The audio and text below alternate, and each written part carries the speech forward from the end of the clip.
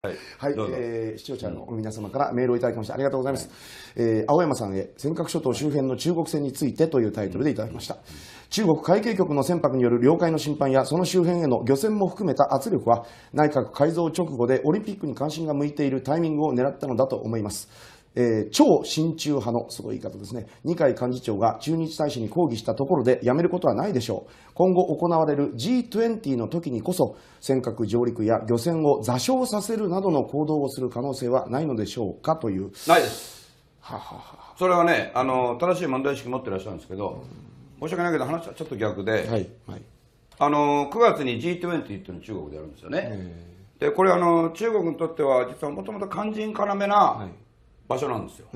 つまり中国が一番頭にくるのはサミットなんですよね。先進7カ国でね、その中にアジア大は日本で、で中国経済はボリュームで言ったら日本を、統計的には追い越しているのに、相変わらずサミットは日本が行く、行くだけじゃなくて今回伊勢志摩で開催したね。で伊勢志摩って場所も中国は勘に触る。でかつてはソ連の後のロシアは一応入れてもらってた、今ウクライナ問題などでクリミア半島問題などで出されたけども、ロシアが入れるのになんで中国が入れないんだっていうのがものすごく頭にきてて、最大の怒りの一つなんですよ。その代わりに G20 だと、G7 なんてもう古いと、終わった国ばっかりじゃないかと、これは新興勢力を含めた中国が指導する G20 になるべきなって、それを今度中国でやるんだ、議長国だと、言ってるのが中国外交の根幹なんですよ。したがってもうそろそろやめなきゃいけないんですよ。これ下手すると、日本は極端なことが起きるとですね、例えば外交的にも G20、日本は不参加もあり得るわけですよ。ありえますよ。それからその20の中にですね、例えば参加しても首脳は送らないとか、そういうことが出てくると、困っちゃうでしょ。レベルを下げていくとかね。だからもうそろそろ矛を収めなきゃいけない時期が近づいてるんです。その最中に上陸なんてことは絶対ない。自分で議長国の権威をめちゃくちゃにしてしまうから。だから二階さんがこの祝賀会ってことで大使を呼んでああいう演出をしてるんであって、矛の収め時に来てるわけですよ。いやアメリカも宣告承知ですよ。だから今から七冠を出してどんどん緊張が高まると思ってない。中国はどうせこれでむしろ矛を収めるから、これアメリカの影響下で中国が後ろ引いたように見せたいんですよ、アメリカは。だからむしろ逆に G20 に向けて一旦落ち着くように見えて G20 をなんとか一応成功に見せて、本当は成功しないと思うけど、新興国の経済が今ものすごく悪くなってるから、中国経済をはじめ、でもそれを成功してるように見せた後がもっと大きな問題になってくる。そして5条への問題も含めて、中国共産党のそれこそ最終目標は日本の資源を奪うだけじゃなくて、最終的には天皇のご存在をなくすことですから、現職の参議院議員がこういうことを経験に言うとまたまた問題ですけれども、でもこれはこれも僕は勝手に言ってるんじゃなくて、僕は勝手に言ってる話っていうのは実はむしろ書物の中では僕独自の書物ですけど、でもその時はですね、自分の推測だけで書いたことって一回もないです、僕は。どういうことも。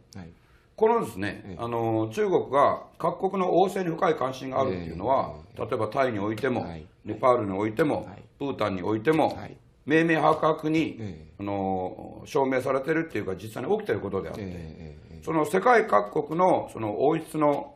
ご存在を考えても、日本の天皇陛下のご存在、皇室の存在感ほど巨大なものはなくて、いわばこれがある限りは日本は崩すことができないし、逆に言うとここを崩せば日本は何が良くても崩れていくし、そういう関係にあるっていうのを私たちはごく自然に陛下と一緒に歩んできたから、どうしてもそこの自覚があるようで足りないところがある。今回の陛下のご発言っていうのは改めて私たちにとっての陛下のご存在がどれほど大きいか、近所陛下はもちろんのこと125代にわたってどれほど大切かと気づかせていただいたという大事なことはあるんですけど、それ僕らが気づく前に中国共産党は一番よく知ってるわけです。ね。したがって、その五条院の問題っていうのは、簡単には絶対解決しないし、してはいけないんで、何年もかかりますね。で、その間に、この尖閣のまた揺り戻しがもっと強烈にやってきて、あえて言うと、9月に G20 無事終わったとしたら、普通で言ったら、その直後あたりから台風が一番盛んになるはずなんです。ただし、最近は台風ももう乱れてて、来たり来なかったりわけわかんないけど、できればその台風シーズンに中国側としてはもう一度漁船をいっぱい出して、そして台風で人道的に避難しました、ね、魚釣島に、ね、をはじめ、北小島でも南小島でも、要するに上陸しましたと。ね、それを日本はひどい話で、例えば警察官が出て排除して逮捕したとかなんとかっていうのを作りたいっていう意図は間違いなくあります。これはこれはですね、僕の知り合いのアメリカの外交官はスムーズにって言ってね、間違いなくそうです。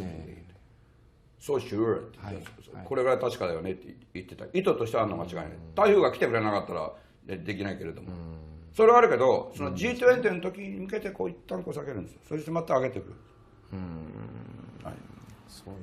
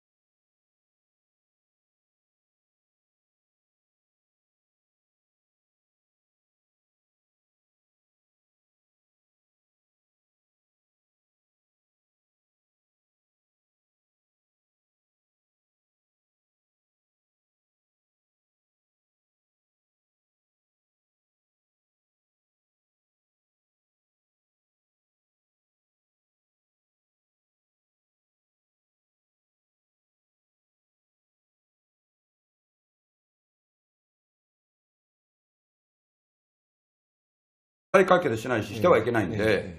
何年もかかりますね。で、その間に、この尖閣のまた揺り戻しがもっと強烈にやってきて、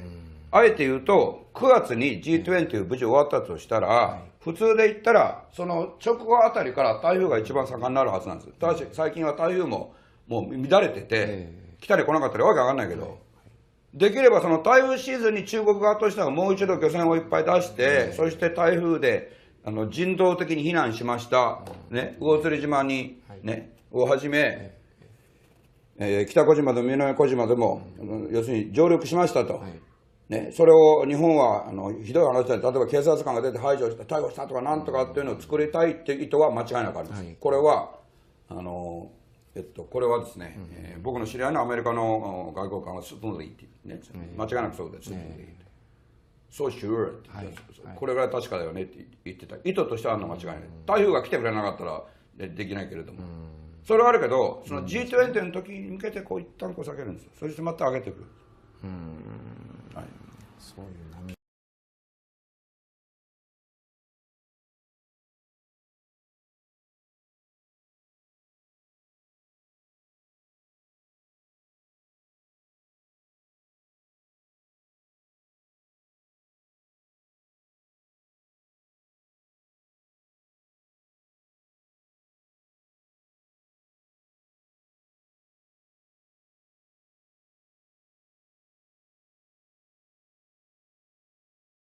指導する G20 になるべきだって、それを今度中国でやるんだ、議長国だと、ね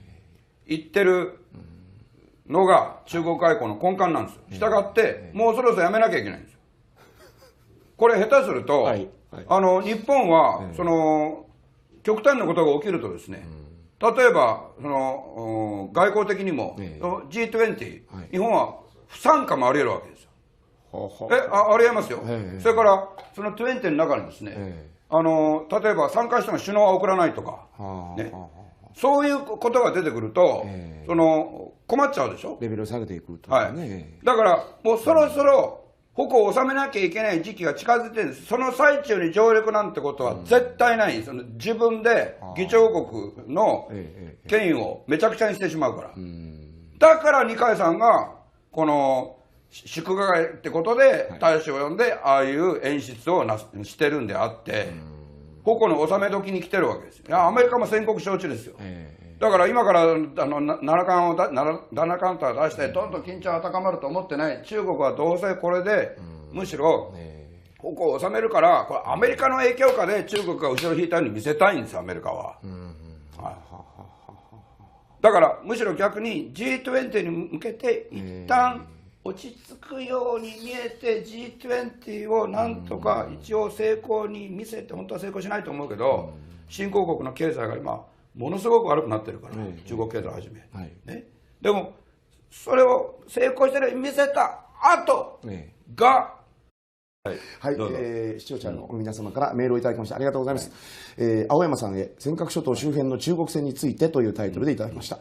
中国海警局の船舶による領海の侵犯やその周辺への漁船も含めた圧力は内閣改造直後でオリンピックに関心が向いているタイミングを狙ったのだと思います。超親中派のすごい言い方ですね、二階幹事長が駐日大使に抗議したところでやめることはないでしょう。今後行われる G20 の時にこそ尖閣上陸や漁船を座礁させるなどの行動をする可能性はないのでしょうかという。ないです。それはね、正しい問題意識持ってらっしゃるんですけど、申し訳ないけど話はちょっと逆で、9月に G20 っていうのを中国でやるんですよね。でこれ中国にとっては実はもともと肝心要な場所なんですよ。つまり中国が一番頭にくるのはサミットなんですよね。先進7カ国ってね、その中にアジア大は日本で、で中国経済はボリュームで言ったら日本を、統計的には追い越してるのに、相変わらずサミットは日本が行く。行くだけじゃなくて今回伊勢志摩で開催したね。で伊勢志摩って場所も中国は勘に触る。でかつてはそのソ連の後のロシアは一応入れてもらってた、今ウクライナ問題などでクリミア半島問題などで出されたけども、ロシアが入れるのになんで中国が入れないんだっていうのがものすごく頭にきてて、最大の怒りの一つなんですよ。その代わりに G20 だと、G7 なんてもう古いと、終わった国ばっかりじゃないかと、これは新興勢力を含めた中国はもっと大きな問題になってくる、そして五条への問題も含めて、中国共産党のそれこそ最終目標は、その日本の資源を奪うだけじゃなくて、最終的には天皇のご存在をなくすことですから、はい、現職の参議院議員がこういうことを経験に言うと、またまた問題ですけれども、でもこれは、これも僕は勝手に言ってるんじゃなくて、僕は勝手に言ってる話っていうのは、実はむしろ書物の中では僕独自の主張もするけど、でもその時もですね、自分の推測だけで書いたことって一回もないです、僕は、どういうことも。このですね、中国が各国の王政に深い関心があるっていうのは、例えばタイにおいても、ネパールにおいても、プータンにおいても、明々白々に、証明されてるっていうか、実際に起きてることであって、その世界各国のその王室のご存在を考えても、日本の天皇陛下のご存在、皇室の存在感ほど巨大なものはなくて、いわばこれがある限りは、日本は崩すことができないし、逆に言うと、ここを崩せば日本は何が良くても崩れていくし、そういう関係にあるっていうのを、私たちはごく自然に陛下と一緒に歩んできたから、どうしてもそこの自覚があるようで足りないところがある。今回の陛下のご発言っていうのは、改めて私たちにとっての陛下のご存在がどれほど大きいか、近所陛下はもちろんのこと、125代にわたってどれほど大切かと気づかせていただいたという大事なことはあるんですけど、それ僕らが気づく前に中国共産党は一番よく知ってるわけです。したがって、その五条への問題っていうのは、簡単には絶対